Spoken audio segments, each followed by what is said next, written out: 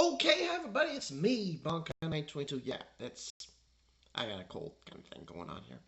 But, gotta review this.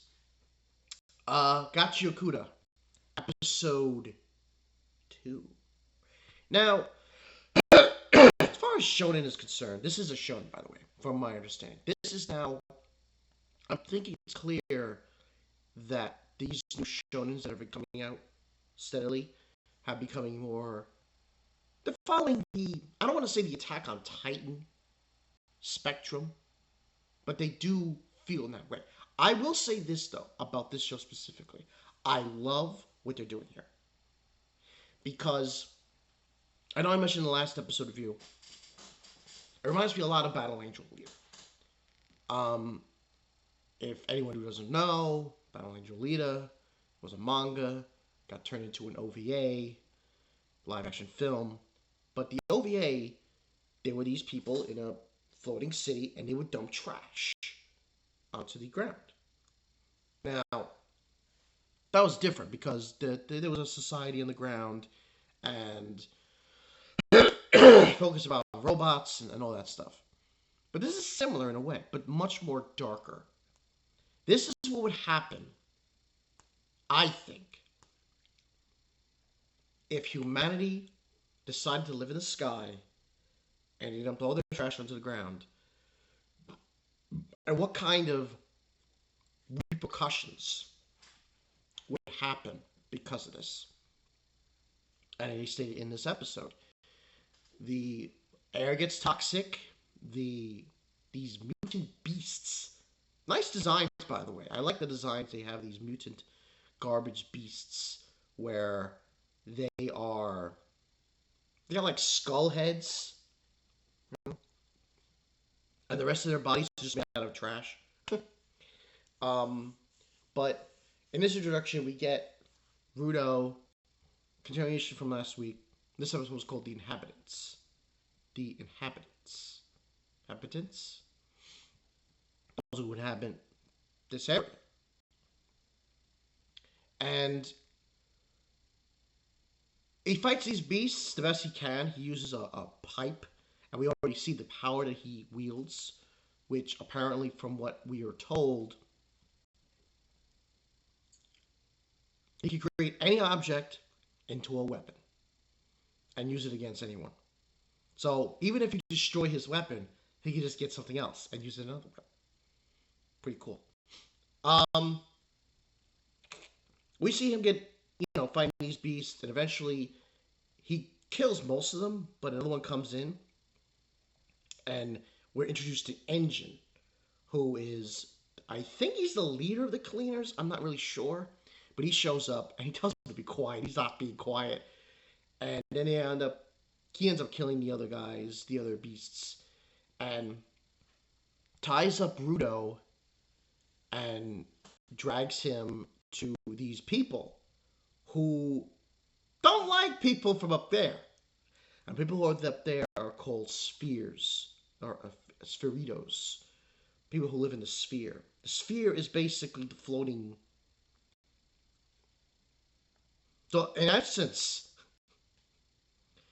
the pit is the planet Earth. That's what that is. So basically, this is just my hypothesis on this whole situation with this show.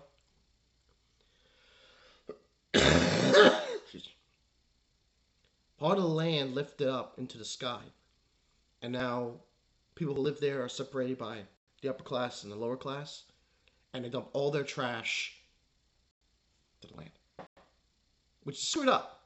It is. It's really screwed up because it just makes everything more worse.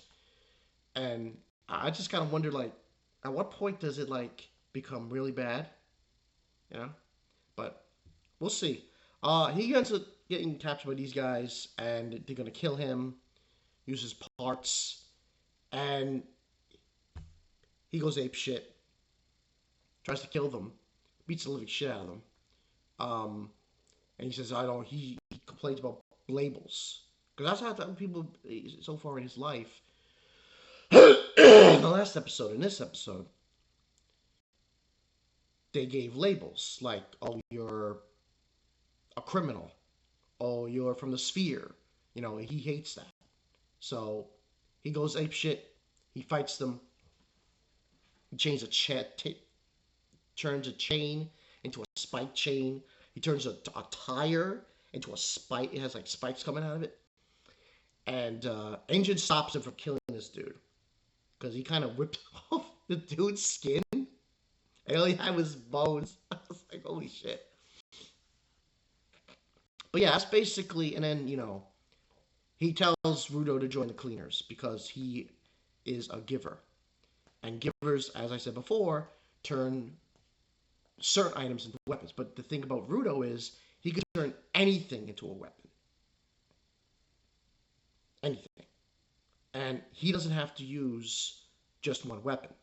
So if he loses a weapon, he just turns something else into a weapon, which is pretty cool. I like the ability. It's very universal in that aspect. But good start. We're moving as we're moving on with this show. This is going to be a long haul because this is going to have 24 episodes. So this is going to go into summer into the fall. But I do wonder.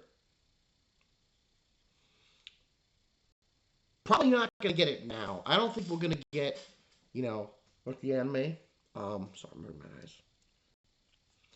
I don't think we're going to get like a instance where he is going to get back to the sphere for a while. I don't think I would throw that, with this show that I wonder who was the guy who killed Rigto, his adopted father. That's my question. Personally, I think it's his actual father, but hey, I could be wrong.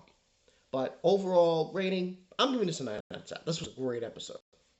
Yeah, so great episode, great show of power, of the world, of what we're going to get into. I love it. It looks awesome. Let me know what you guys think in the comment section below about Kind Nights 2. I'll see you guys later. I'm probably going to do Kaiju number 8 is supposed to come out this coming weekend. So I'll probably do that next Saturday, along with Day to Day and this on Sundays. So that's the lineup. I'll see you guys later.